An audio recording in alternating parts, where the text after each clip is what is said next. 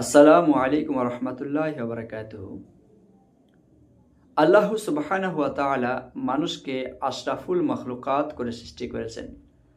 তারপরে ভালো মন্দ, খারাপ, লাভ, নকল আসল বুঝার জন্য, পার্থক্য করার জন্য অ্যাবিলিটি দিয়েছেন, শক্তি দিয়েছেন, সালাহিয়াত দিয়েছেন। এই জন্য মানুষ সবসময় নিজের লাভটা দেখে আর ক্ষতি থেকে বাঁচার চেষ্টা করে।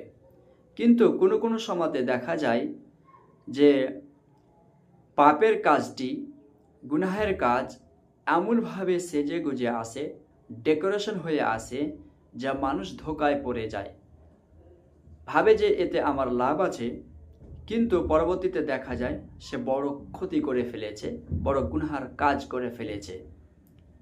একটি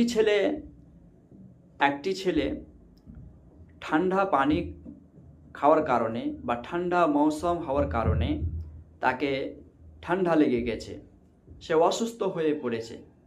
তারপরে মনে বড় আশা যে আমি আইসক্রিম খাবো, ঠান্ডা ঠান্ডা জুস খাবো, কোল্ড ড্রিঙ্ক খাবো। তো তার মাকে গিয়ে বলছে, মা আমি ঠান্ডা পানি খাবো, বা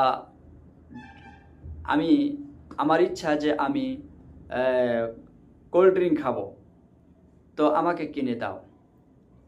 তার মা তাকে জান প্রাণ দিয়ে ভালোবাসে, সে তার কলিজার টুকরা। এই জন্য মা দেখলো যে আমার ছেলে যদি আবার ঠান্ডা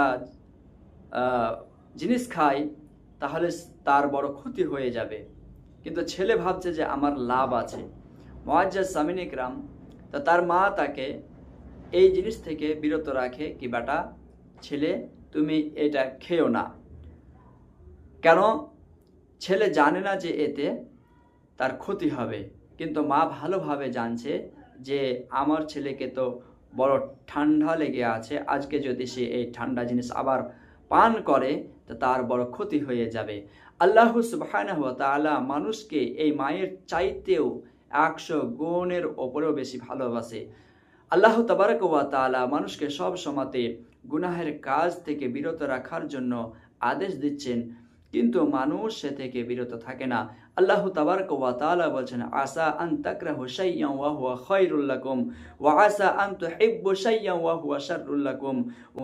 আল্লাহ তাবারক ওয়া তাআলা বলছেন যে, হে আমার বান্দারা, যেটাতে তুমি ভাবছো কি আমার ক্ষতি আছে, তার মাঝে আমি লাভ রেখেছি, উপকার রেখেছি। আর যেটা তুমি ভাবছো যে আমার জন্য লাভ আছে, আমি তার মধ্যে ক্ষতি রেখেছি। আল্লাহ সুবহানাহু ওয়া তাআলা তোমার চাইতে বেশি জানে। আল্লাহ তাবারক ওয়া তাআলা নিজেও চায় না যে আমার বান্দারা জাহান্নামের মধ্যে যাক, কিন্তু আজ আমরা মানুষ ভালোটাকে ছেড়ে খারাপের পথে বেশি চলতে লেগেছি। আল্লাহ তাবারক ওয়া তাআলা যেন আমাদের সবাইকে গুনাহের কাজ থেকে বাঁচার তৌফিক দান করেন।